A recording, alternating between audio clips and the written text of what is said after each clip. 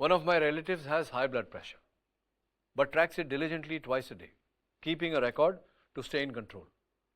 While some friends tease him, it raises the key question: how crucial is regular BP monitoring? And what's the best way to do it at home? Doctor, please, could you share your expert insights? Home BP monitoring empowers the patient and enhances precision in management. So when done correctly, it bridges the gap between the clinic visit and real life control. So it usually done to detect white coat hypertension and masked hypertension. So what is this white coat hypertension? So when your blood pressure is high in the clinic and it is normal at home, that is called white coat hypertension. And what is masked hypertension? So when your clinic readings are normal, but when your blood pressure is high in home or at office, so that is masked hypertension. So if you are doing home BP visit, you can diagnose these two things. And if you are doing these things, it is helpful for better BP control, and you can titrate and improve your medication adherence.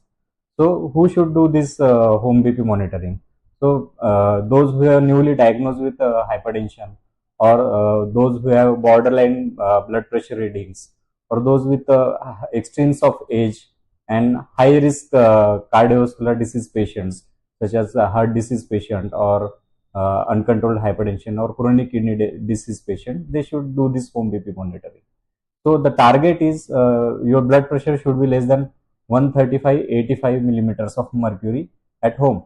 And those who are having diabetes mellitus or having cardiovascular disease, so you should keep your home BP readings below 130/80. And if those are not in that range, then you should consult your doctor and titrate your medication accordingly. So there are simple tips how should you do home blood pressure monitoring. So when you are returning from home, so you take a rest for 5 to 10 minutes.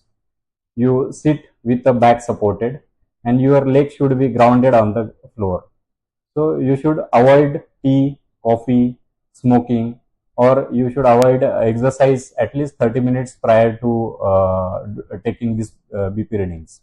So you should put your cuff on bare arm, and that cuff should be at the level of heart. So before taking the readings, you should empty your bladders before checking BP. So ideally, you should take 3 readings.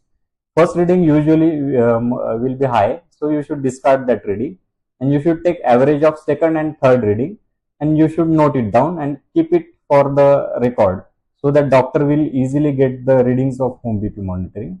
And you should measure these readings at least twice in a day during the morning times and in the evening times. So it will be helpful for you to titrate these medications and improve your blood pressure control. Okay.